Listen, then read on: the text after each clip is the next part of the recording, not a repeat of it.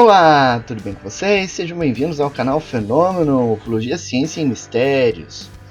E hoje nós vamos falar sobre rally. Um rally realizado em 1978, em que os competidores percorreram vários países da América do Sul. Foi uma volta ao continente sul-americano e que durou aí aproximadamente um mês. Ao longo de um mês, os competidores percorreram regiões inóspitas da América do Sul. E foi precisamente nesse rally que aconteceu um interessante fato ufológico envolvendo dois competidores, que em dado momento, durante a corrida, no período noturno, foram surpreendidos por um OVNI que fez o veículo levitar. Nesse caso, houve lapso de tempo e o veículo foi deixado muitos quilômetros distante do local onde o caso iniciou. Esse é o caso que você vai conhecer no programa de hoje. Mas antes, você que não é inscrito, vai clicar aqui no botãozinho para se inscrever, vai ativar o sininho para receber as notificações e fica aí sempre antenado com tudo que ocorre na ufologia brasileira e mundial, com análise de casos e análise de fatos misteriosos e dados científicos também. Tenho certeza que você vai gostar muito deste canal, você que está chegando hoje pela primeira vez. E agora então, sem maiores enrolações, vamos conhecer esse caso fascinante que ocorreu lá na Argentina.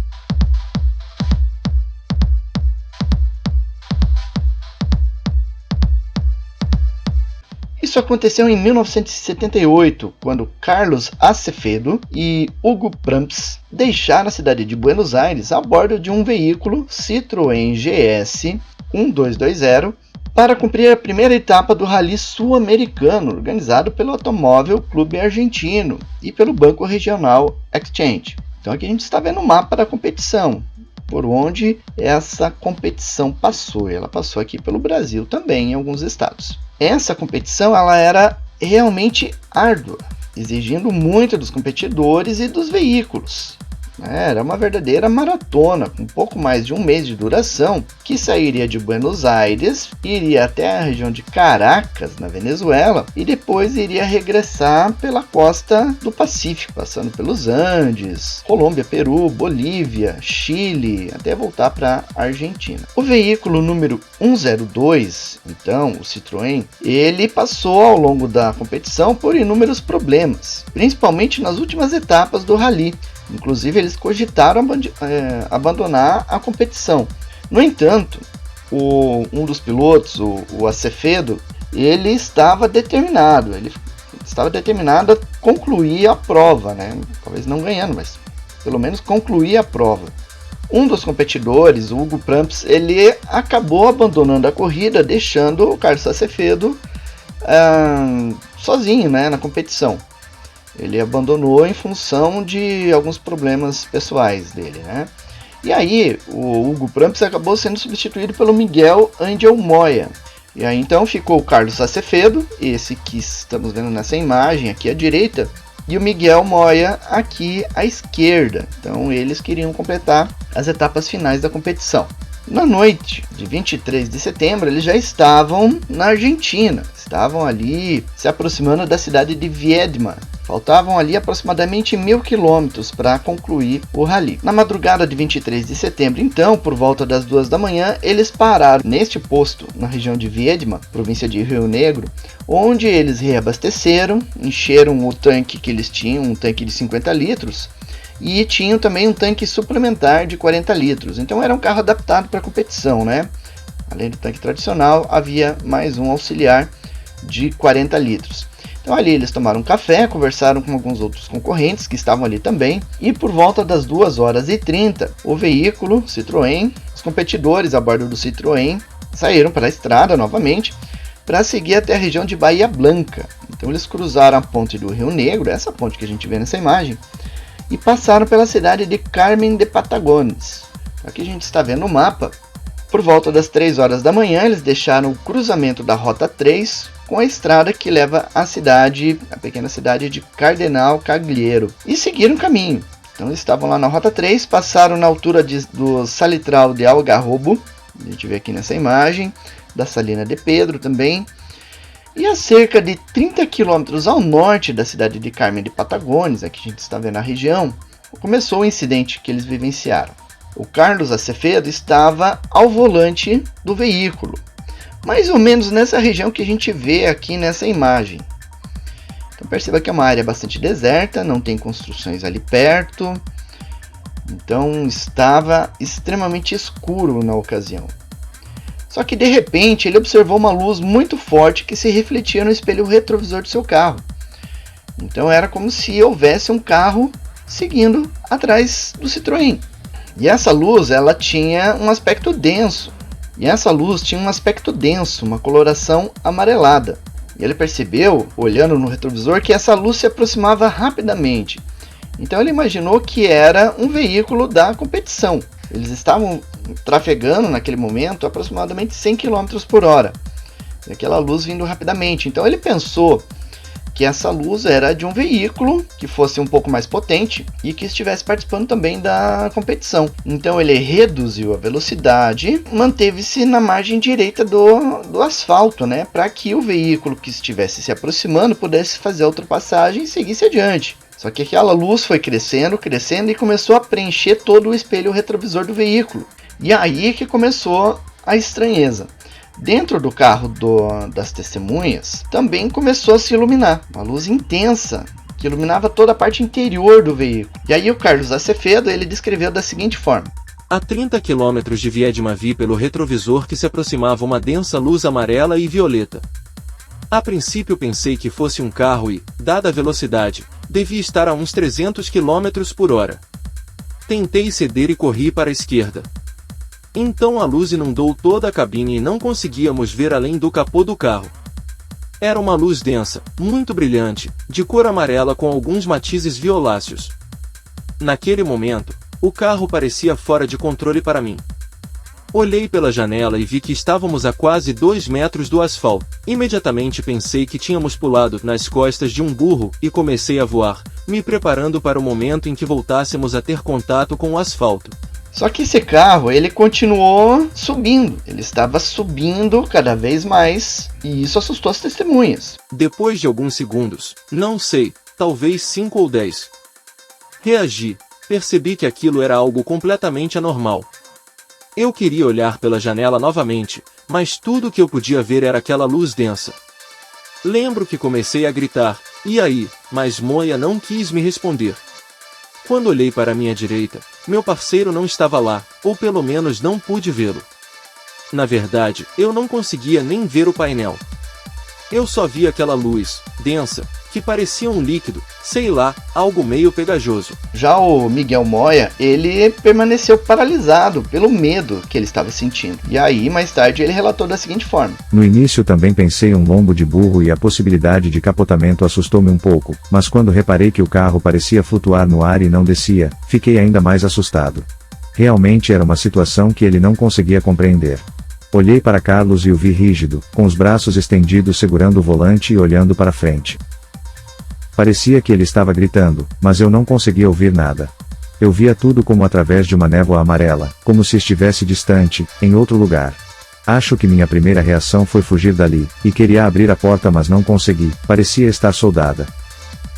Percebi que a temperatura estava subindo, embora talvez fosse produto do meu estado de medo. De repente a luz envolveu tudo e eu não via mais nada, acho que nem via minhas mãos, nem nada. E aí então foi nesse momento que eles perderam a noção de tempo. Repentinamente eles sentiram um solavanco e notaram que o carro estava de novo ao chão. De repente tudo aconteceu, e estávamos sozinhos na estrada, nos olhamos mas não conseguíamos dizer nada um ao outro. Eu estava dormente, minhas mãos tremiam e eu sentia um aperto no peito, era difícil respirar. Já o Miguel Moia, ele demorou alguns segundos para se recuperar desse choque né, dessa situação anormal que eles vivenciaram. Então ali eles permaneceram em silêncio por alguns segundos no veículo, sem falar qualquer coisa, sem fazer qualquer ação. Aí de repente o Acevedo resolveu sair do veículo para ver se estava tudo bem. Ele inspecionou a parte externa do automóvel e um minuto depois ele voltou para o carro e eles saíram rapidamente do local, continuando na rota 3 em direção ao norte. Então aqui a gente vê mais ou menos o local onde esse veículo teria sido deixado, né?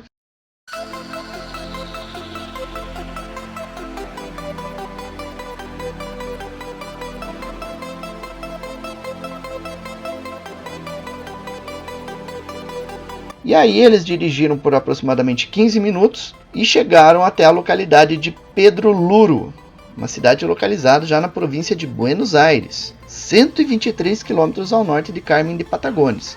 Ali eles pararam em um posto de gasolina para saber aonde havia um destacamento de polícia, porque eles queriam informar o que tinha acontecido. E aí, ali nesse posto, eles decidiram verificar o veículo novamente.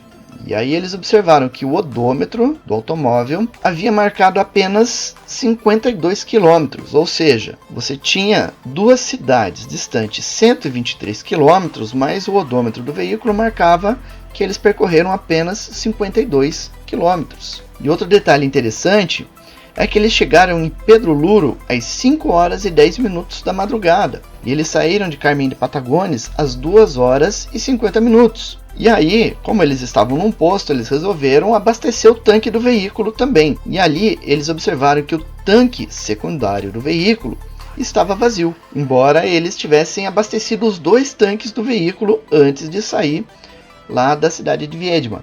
E um outro detalhe interessante é que eles passaram por um posto de controle da competição com 2 horas de antecedência. Eles deveriam ter demorado um pouco mais para passar nesse local, mas eles passaram 2 horas antes do previsto. Tanto que as instalações dessa mesa de controle ainda não estavam prontas. Eles estavam instalando a estrutura da mesa, né, quando passou o veículo.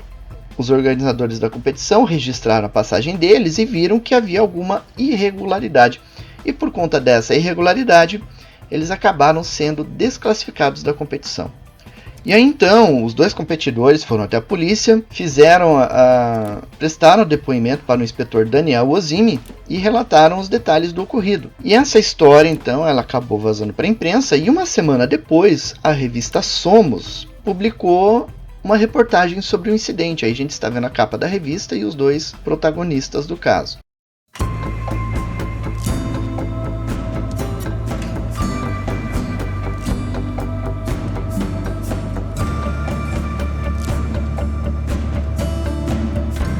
E aí então o caso ele foi esquecido, permaneceu fora da mídia até por volta do ano 2000, quando o jornalista chileno Patrício Banhados entrevistou de novo Miguel Moya. Infelizmente, o outro protagonista, o Carlos Acevedo, morreu em um acidente automobilístico em 1987, então não pôde ser entrevistado. E apenas o Moya relatou o incidente. E aí então ele revelou algo que ele não conseguiu revelar na época, que os 2 não revelaram por medo. Ele descreveu da seguinte forma: apareceu um longo corredor com portas dos 2 lados. Estávamos avançando. Luzes brilharam através daquelas portas. Eu sabia que Carlos estava lá porque o ouvi gritar. Chegamos ao final do corredor e havia uma cúpula. De lá pendia uma placa, da qual as luzes giravam. 2 seres aproximaram de nós. Carlos me disse o que há de errado, e eu respondi: parece que os marcianos nos pegaram, idiota. Ali toda a cena desapareceu e voltamos para o carro. Este evento, então, ele custou a eliminação dos competidores da corrida, né? Porque aí eles passaram por trapaceiros, porque havia medição incorreta na quilometragem do veículo, no combustível e no tempo percorrido. Então eles acharam que houve algum tipo de trapaça e aí acabaram sendo desclassificados. Uma outra informação que surgiu tempos depois é que o Carlos Acevedo e o Miguel Moya, eles foram então para a cidade de Buenos Aires e lá eles foram interrogados pelo pessoal da Força Aérea Argentina. E depois o pessoal lá, os militares, pediram que eles não comentassem o caso, para evitar que a população ficasse assustada.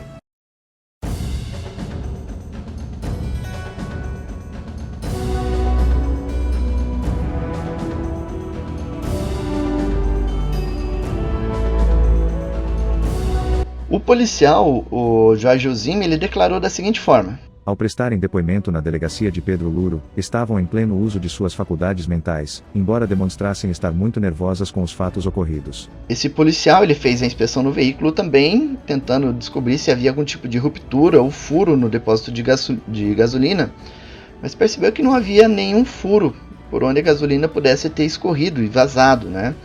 Então, o desaparecimento da gasolina não tinha explicação.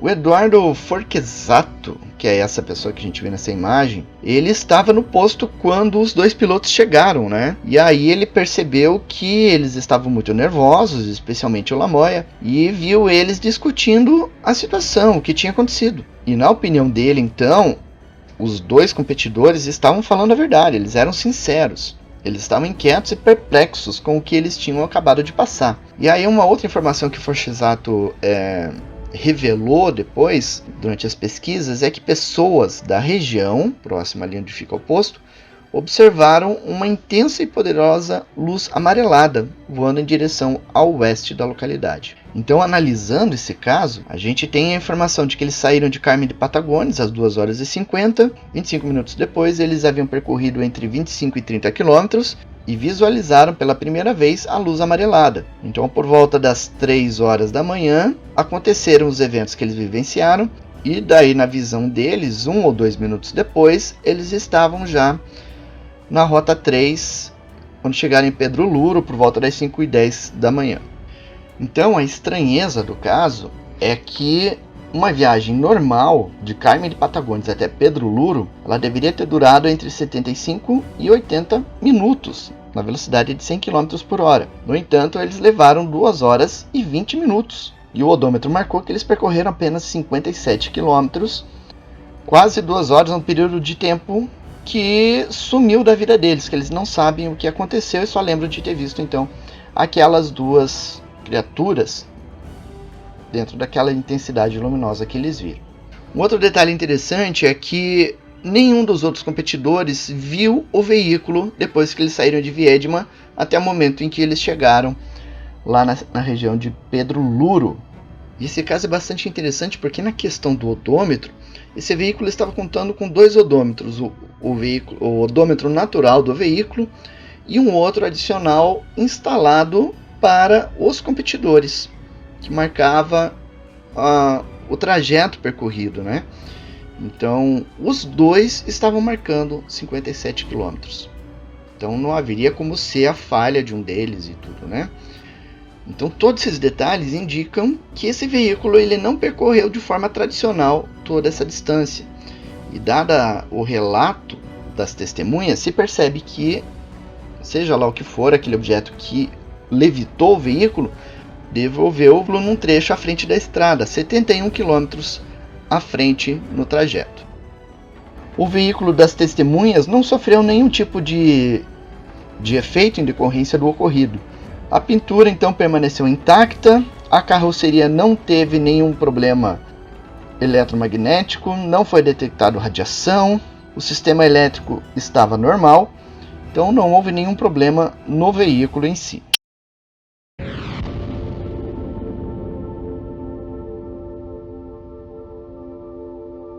Então, esse foi o caso Pedro Luro, em que 2 chilenos que participavam de um rally sul-americano foram, de alguma forma, abduzidos por uma nave e deixados de novo na estrada a 71 km adiante do local onde foram capturados. Coloque sua opinião sobre esse caso aqui embaixo, diga o que você achou dessa ocorrência, curta, comente, compartilhe essas informações nas redes sociais, grupos de WhatsApp, Telegram, e disseminando essas informações você ajuda este canal a crescer também.